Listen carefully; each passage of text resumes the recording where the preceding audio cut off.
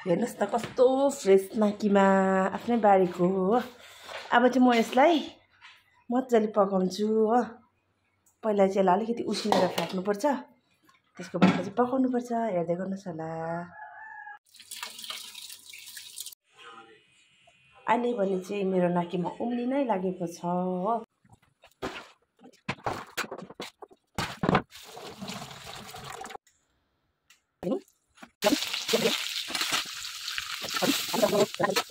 पहाडी क्षेत्रमा पाउँछ, अझै लेकमा चाहिँ अझै बेसीहरू मात्रामा पाउँछ यो नाकीमा। यो चाहिँ एकदमै मेडिसिन भ्यालु पनि यसको एकदमै हाई छ है। डायबिटिसको दबाई पनि हुन्छ यो। न्युट्रिसियस मिनरलमा एकदमै भरपुर मात्राको यो सब्जी पनि हो है।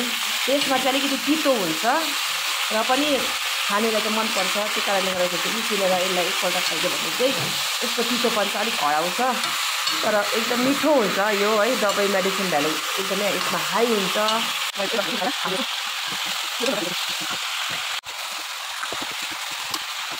म यहाँ माथिबाट अलिकति गाईको क्रिम हाल्दैछु हो। फाइनली मेरो नाकीमा चाहिँ पाकिसकेको छ। अब म इन्जोय गर्दैछु है त मिललाई ल।